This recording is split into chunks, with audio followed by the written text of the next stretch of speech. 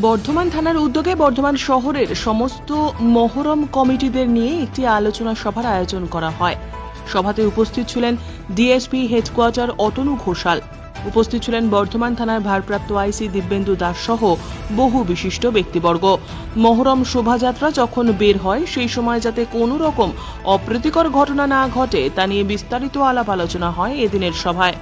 বর্ধমান থানার আইসি বলেন, যে কমিটিদের যে রুট ম্যাপ দেওয়া থাকবে প্রশাসনের পক্ষ থেকে সেই রুট যাতে ব্যবহার করা হয়, অন্য কোনো রুট যাতে ব্যবহার করা না হয় সেদিকে সতর্ক দৃষ্টি দিতে হবে।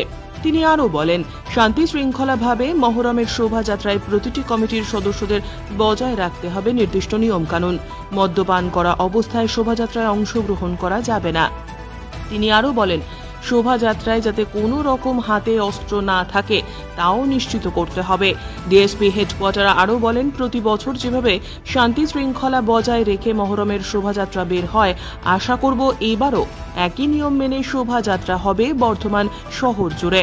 মহরম কমিটির সভাপতি ও সম্পাদক বলেন, প্রশাসন যা যা নির্দেশিকা দিয়েছে সেই নিয়ম মেনে আমরা চেষ্টা করব যাতে অন্যান্য বছর যে সমস্ত মহরম কমিটি শোভাযাত্রা বের করে শান্তিপূর্ণভাবে একই পদ্ধতি অবলম্বন করা হয় এবারেও।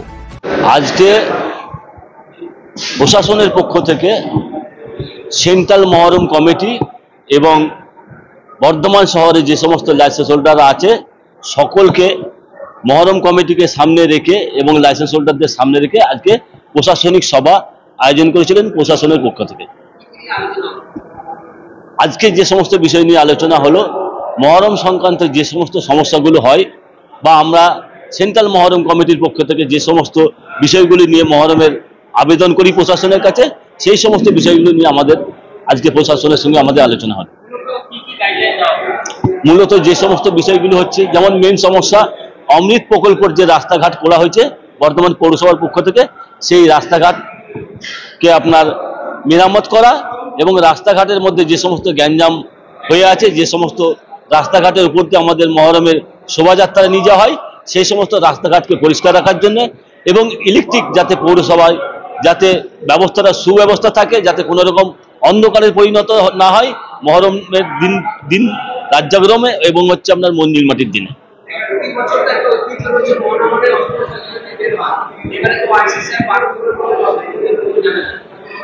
না দেখুন, বর্ধমানের মহরম হচ্ছে ঐতিহাসিক মহরম, যেটা পরম্পরাভাবে হয়ে আসছে, যুগ যুগ ধরে হয়ে আসছে, আমাদের বাপদাদাদের আমল থেকে আমরা দেখে আসছি। তো সেইটা আমরা দীর্ঘদিন দেখে আসছি, সকলে যেভাবে করছে এভাবে এই বছরও সেরকমই হবে। আমরা চেষ্টা করবো যাতে আর কি অস্ত্র নিয়ে না বের হয়, কেন আমরা প্রশাসনকে শ্রদ্ধা করি, প্রশাসনের কথা মেনে চলবো। কেন আমরা চাই যাতে শান্তি শৃঙ্খলাভাবে বর্ধমানের মহরম প্রতি বছর নেয় এবছর যাতে হয়। কেন আমরা নতুন কমিটিতে এসেছি, আমরা আরও চেষ্টা করবো ভালোভাবে যাতে মহরমটা আরও শান্তি শৃঙ্খলাভাবে আরও ভালোভাবে আমরা সেটা পরিচালনা করতে পারি সকলকে নিয়ে। কেন আমাদের মহরমের দিনে আমাদের পুলিশ প্রশাসন যেমন সহযোগিতা করেন, আমাদের বর্ধমান দক্ষিণের বিধায়ক মাননীয় খোকন দাস মহাশয় সারা রাত জেগে এটা কন্ট্রোল করেন। তাই ওনাকে সঙ্গে নিয়ে আমরা মহরম কমিটি একসঙ্গে থেকে আমরা যাতে শান্তি শৃঙ্খলা মহরমটা পরিচালনা করতে পারি সেই চেষ্টাই আমরা করব। সেটা আমরা চেষ্টা করব। এখানে লাখো লোকের সংগ্রাম, আমরা তো চাইবো মহরম মানে একটা দুঃখের পরব, সেটা শান্তি শৃঙ্খলাভাবে হয়। তার মধ্যে দু চারটে অনেকে উচ্ছৃঙ্খল ছেলে বেরিয়ে যায়, তাকে আমরা কন্ট্রোল করার চেষ্টা করি। সবাই চাই সব সম্প্রদায়ের মানুষ চাই যাতে তাদের পরব বা উৎসব যেন শান্তি শৃঙ্খলা বজায় থাকে, ভালো হয়। এবার দু চারটে এদিক ওদিক কিছু করলে সেগুলো পুলিশ প্রশাসন আছে, তারা ব্যবস্থা নেবেন যদি কেউ তাদের রিপোর্ট করে। আমি হচ্ছে শেখ নাসির আহমেদ, বর্ধমান মহরম কমিটির সম্পাদক, আর আমাদের মোহাম্মদ জামশেদ হোসেন মহরম কমিটির সভাপতি। 2024 সালের মহরমকে সামনে রেখে পুলিশ প্রশাসন এবং পৌরসভার উদ্যোগে লায়ন্স ক্লাবে অডিটোরিয়াম হলে আজকে একটা আলোচনা সভা ছিল। সেই আলোচনার মধ্যে বিভিন্ন কথা উঠে এসেছে যে আজকে বর্ধমান ঐতিহ্যের শহর, শান্তির শহর, যাতে শৃঙ্খলা নিয়ে মহরমকে উদযাপিত করা যায় সেই নিয়ে আলোচনা।